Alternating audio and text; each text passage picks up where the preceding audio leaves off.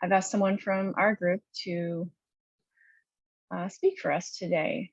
So I'd like to welcome Louise to please share your experience, strength, and hope with us.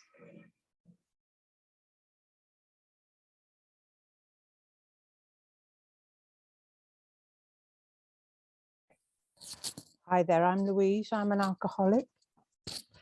And yeah, scary stuff. Sharing at an SRG meeting for the first time and it being recorded. And first of all, thanks, Brijet, for asking me, and thanks for everyone who makes this meeting available, because SRG has quite literally changed my life. Now, I'm a dyslexic Gemini alcoholic, so I'm not sequential. I'm going to try and be sequential because otherwise none of you will understand a thing of what I'm talking about. But if I zoom about, I apologize, and just do your best. And also, I'm only talking for myself. I'm not giving an opinion on anyone else. I'm only talking from my own experience of my life and my journey. If by mistake, I slip into we or you or something, I apologize, because I'm only talking about me. Now, being dyslexic, I'm going to start slightly asked about face, because I came into secular, a friend recommended it me in March 2020. And so I've been coming here nearly 2 years. And the secretary then was the most wonderful man called Billy F.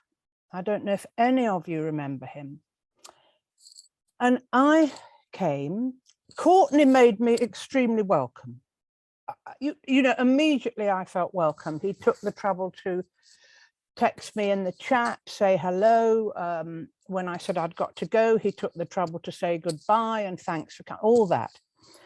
And Billy F was giving, the topic for that day was on the Japanese art of, and I'm going to pronounce it wrong, but King Sui, which any of you who know Japanese will cringe, but it's the art of mending a broken pot. And you fill the cracks with this sort of lacquer that's either gold or silver or platinum. So the broken pot is in fact more valuable than it was to begin with. And I was hooked on SRG. And then what we had the other day was a wonderful share from someone called Marsha, who gave quite an upbeat share. It was wonderful because she wasn't ashamed of telling us her good points.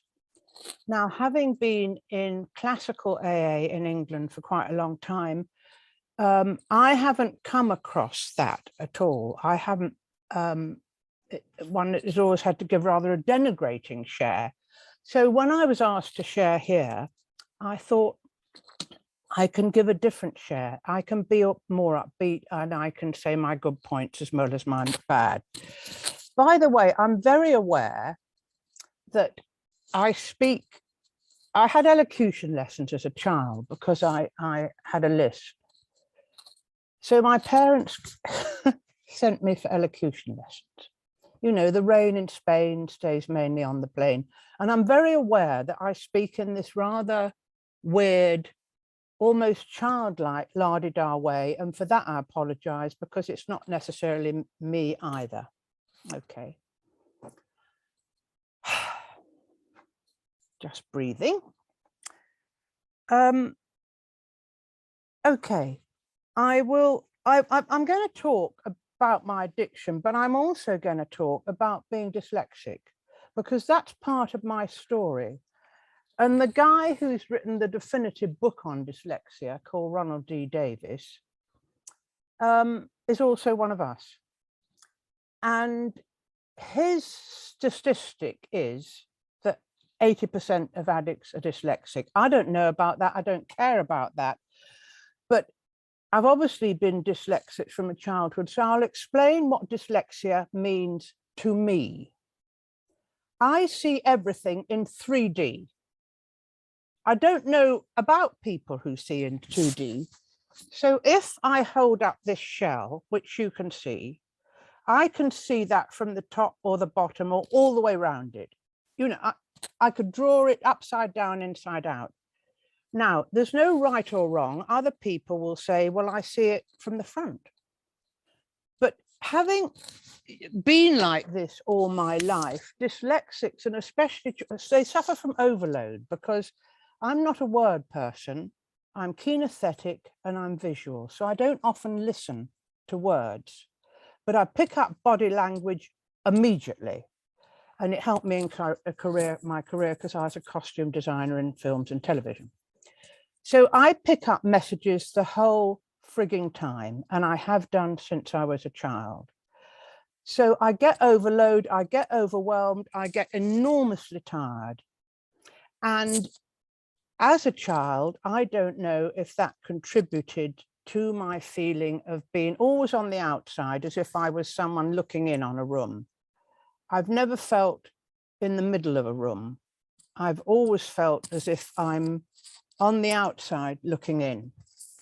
Now, my father's side of the family, alcoholics, violent men, very clever, brilliant perspectivists, architects, charismatic, and totally fucked up by their very, I think, violent mining background and butcher. You know, they were very poor.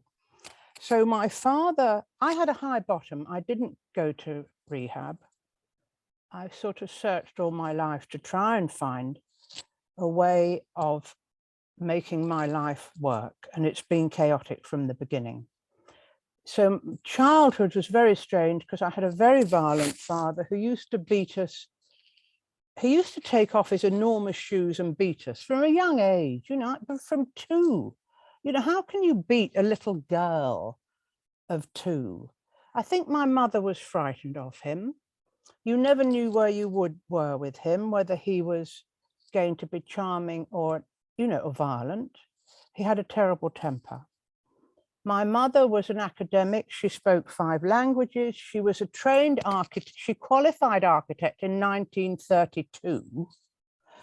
And she had an enormous sense of humor. And she came from a Quaker family, one of the oldest in England, and saw absolutely no reason why she shouldn't sleep with who she wanted to. Very unusual in the 30s, that. It's slightly privileged, but brilliant, funny, clever woman. And at one time, she was even going to have Marcel Breuer's child, but she was married to someone else, so she couldn't have it. So I came from this really, they weren't married till I was 15 because my father, he was already married to someone else. So I came from this background of nice little schools. You might call it privileged, except the home life was this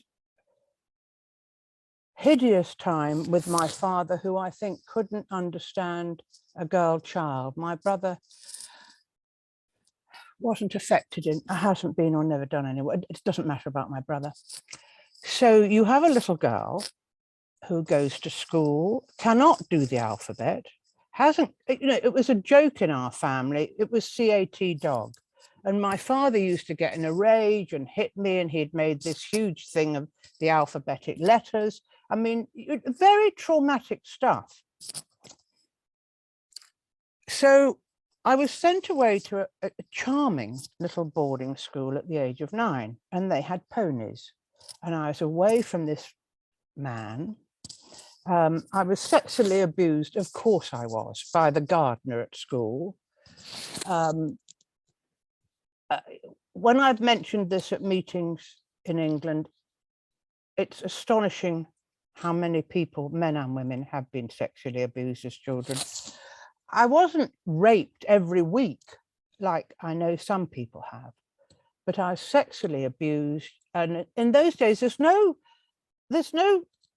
counseling. It's sort of just, you know, no one takes any notice, really. He was fired. I told my parents, they couldn't encompass it. I thought my father would go there and beat him up. He's good enough at beating us up, but he couldn't, they didn't do anything, okay?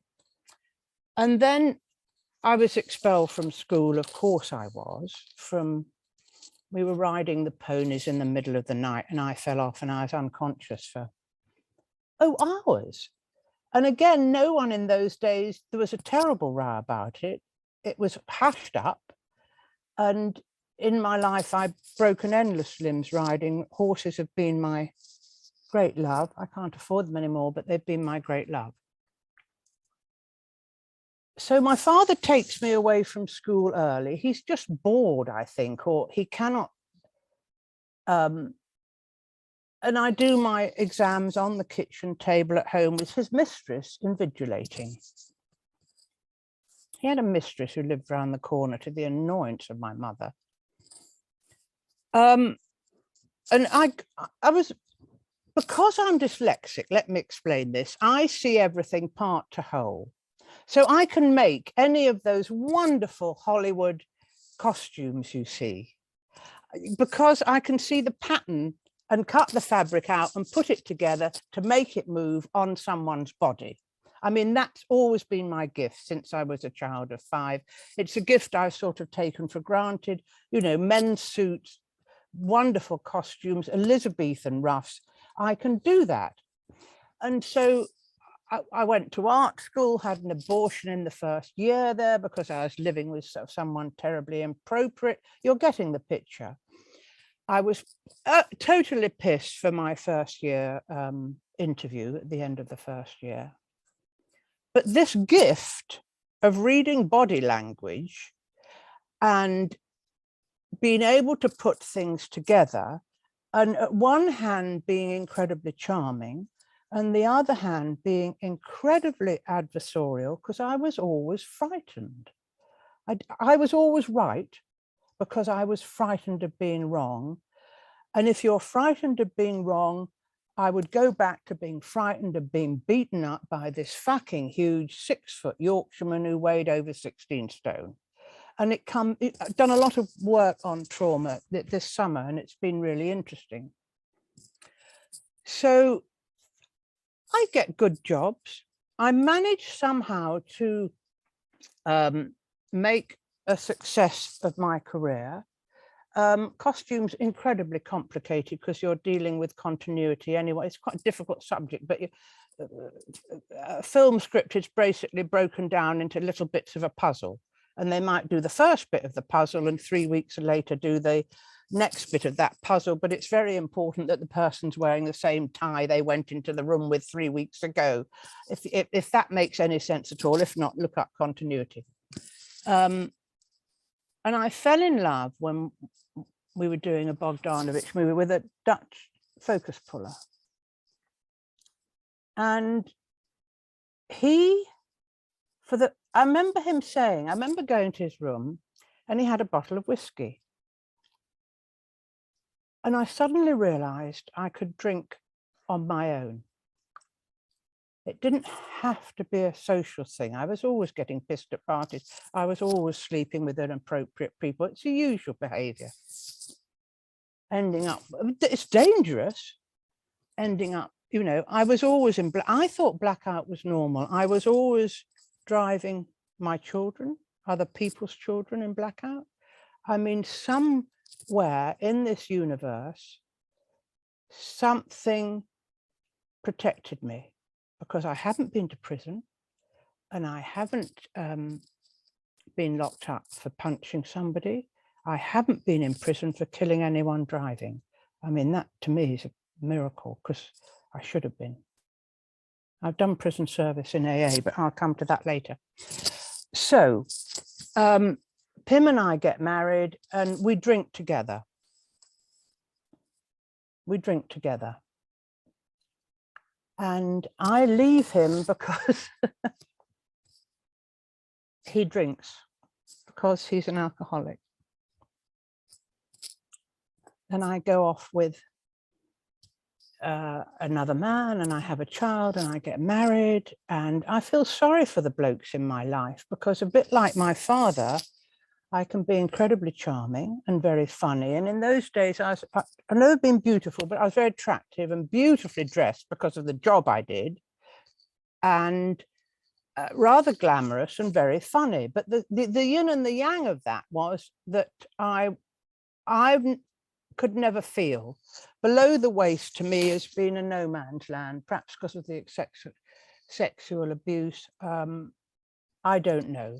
That's a whole other story. So they had someone with them who also could be adversarial. So those poor buggers. And also I chose people, I mean, Pim drank, Henry's father can't keep his gun in its holster for a minute. I mean, he's addicted in another way. It's ruined endless marriages for him.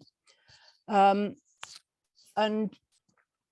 so I pulled out of there, and when Henry was very, very young, Henry's my son, married his godfather, who was, again, physically violent, because that's what I knew, that's how I worked, and that didn't last very long.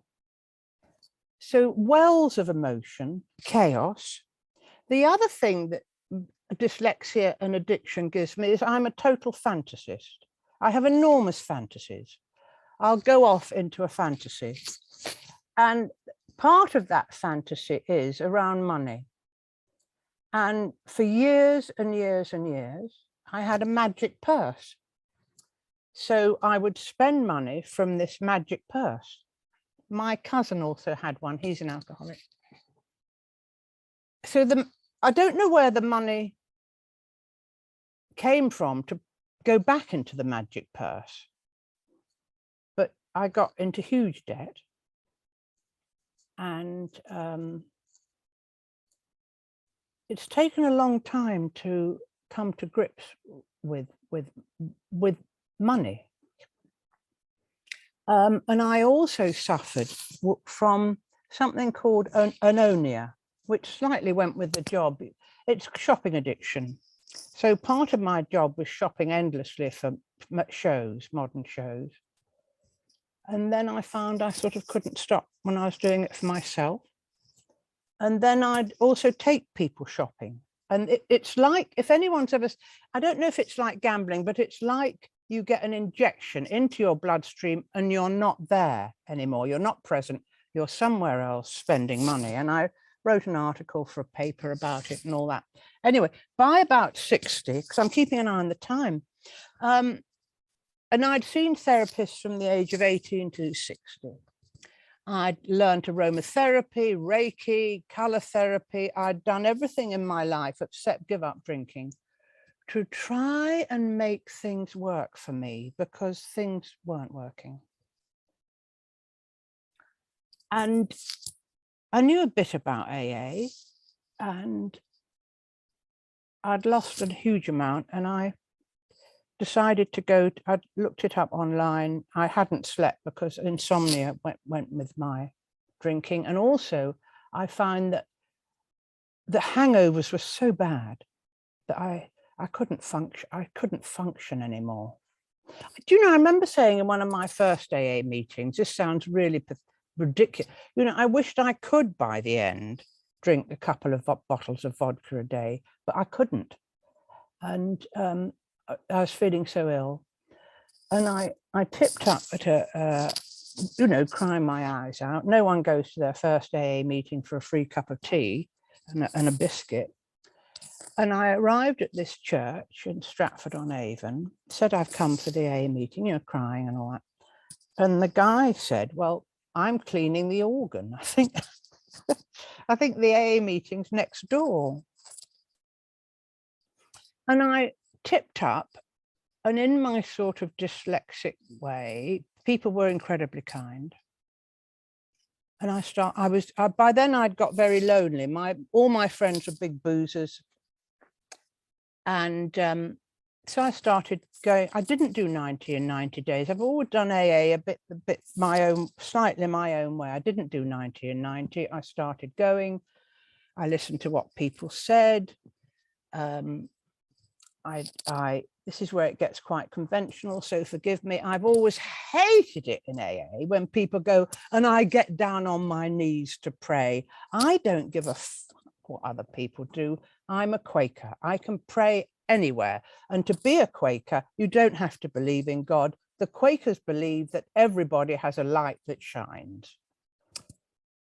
So I let the God thing, I just knew that if I'd reached the end of the line. If I couldn't do AA and I couldn't make it, you know, I was thinking of suicide. I had a big gun. I'd led this life of horse riding and films and television and shooting, you name it, from the and I had a huge gun, and I used to think, well, I can always put that in my mouth.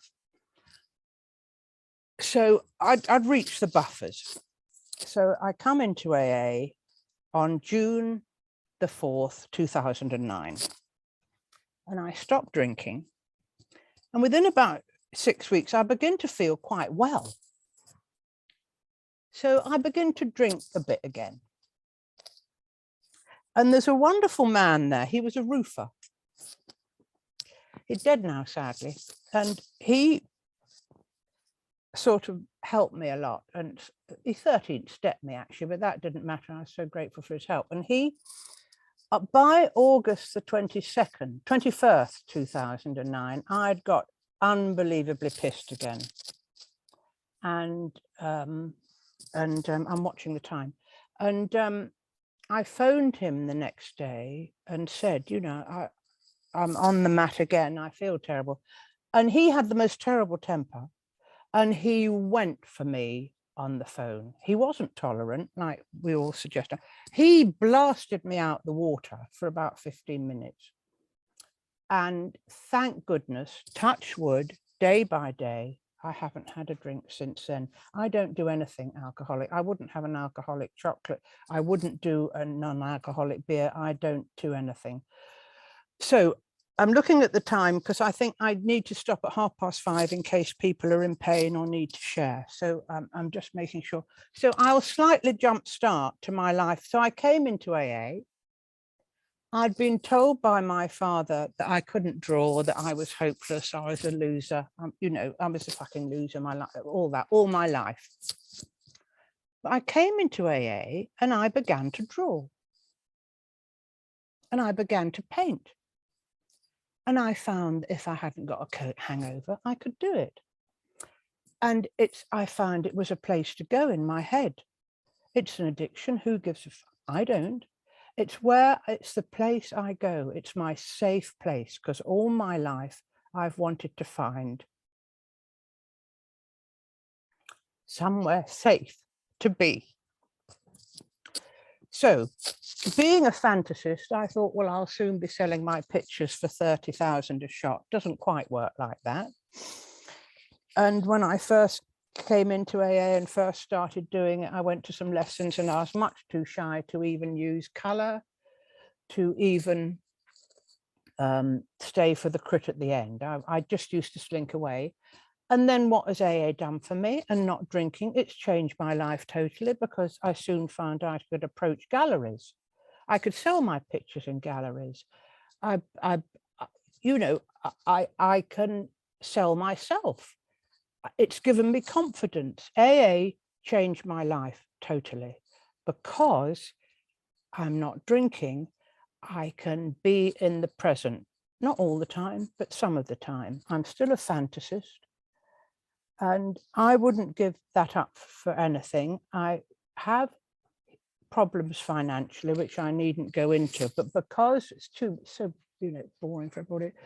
But I have financial problems, but AA has given me the tools to deal with our pension services and our tax services and our, I couldn't have done that 12 years. I couldn't have begun to do it 12 years ago. It's given me the tools to deal with daily life, hopefully, in a way. It's given me the tools not to be too adversarial with people. It's given me the tools to actually listen to other people. It's given me the tools to realize that I'm not always right. That's a biggie. And that just to listen to other people, even if it's slightly boring or I don't agree, is part of life's rich pattern. I have a sobriety dog, and I began to show her, and that was a whole other life as well. So AA has given me this whole total life. And then SRG has transformed my life in AA because of the wonderful soup of what we share in here about books and films and everything, our lives. And sometimes I think, is it odd? 3, 4, 5 times a week, I come to this screen and I feel very close to you all. And I've become what I think is quite friends with some of the women we text and WhatsApp and all that. Is it odd? I don't know if it's odd or not. What I do know is that it works for me. Have I been to some English meetings since lockdown finished where you sit there and, you know, real people? What I don't mean real people, you know what I mean, with people. Yes, and I find it almost too difficult now. It doesn't resonate with me anymore. SRG resonates for me. This resonates for me. And this year's been incredibly difficult. I had to sell my house to pay some debts that were mounting up and etc. I'm renting, I'm trying to find somewhere very modest to live. Listen, that's a high class problem. I have somewhere to live. I'm not under a park bench. So, you know, it's a high class problem, but it's been extremely traumatic. Once or twice, I've just wondered if I can get up in the morning, and then I have SRG. And for instance, and I'm going to finish on this. Last night, I got back from a dog show. The place where I live is freezing cold. It often doesn't get up beyond 12 centigrade, which I think is about 50 Fahrenheit. And the heating's incredibly expensive, so I don't have it on very well. So I get back to a cold house and it's empty, except for my dog. And I feel a bit, you know, what? And I come on to SRG last night. And I spend an hour, a bit with you all, and that's my alarm. And I feel totally different and I can carry on. So thank you. It's a wonderful, wonderful, wonderful thing you've all given me. Thanks very much. I'll finish on that.